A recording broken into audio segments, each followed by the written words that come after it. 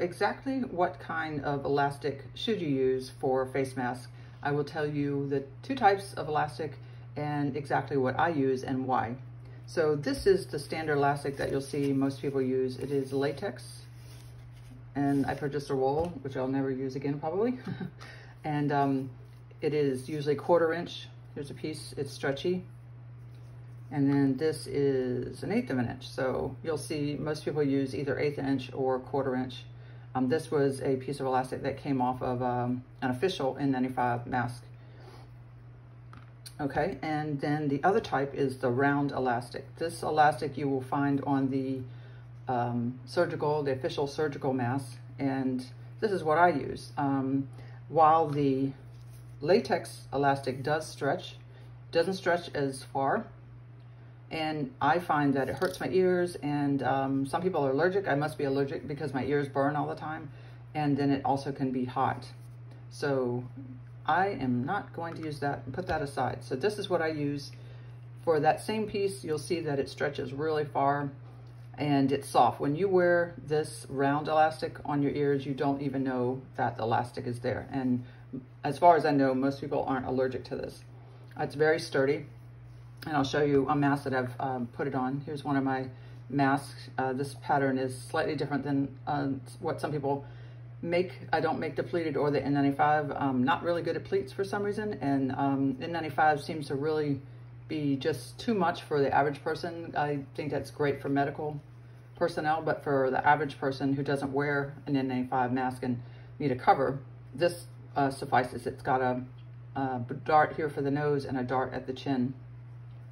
And there's my elastic. I sew it, I cut it 10 inches and then I sew it in the seam. I don't make a pocket because it's much easier to sew it right in the seam.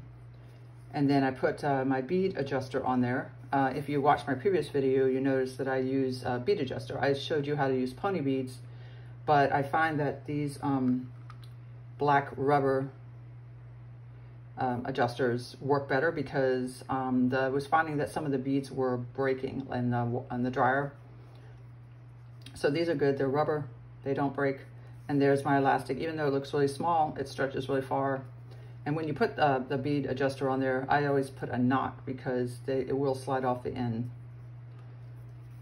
So this is what my mask looks like, just to show you. I use a nose wire pocket I put inside. If you're interested in making something like this, I find that it's good to have a nose wire in there. And this little pocket is a 1.5 inch piece of coordinating fabric by 4 inches, 4.5, let's say 1.5 by 4.5. And then I fold in the end and I fold the sides down. And then I sew this on the inside before I sew the two pieces together. So then there's no top stitching.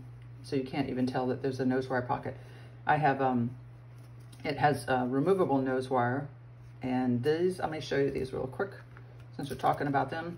I can show you where to purchase both the elastic that I use, the round elastic, and these nose wire pieces, and the rubber beads if you're interested. These are super flexible, much better than some of the ones I've seen. They're better than a trash can twist tie.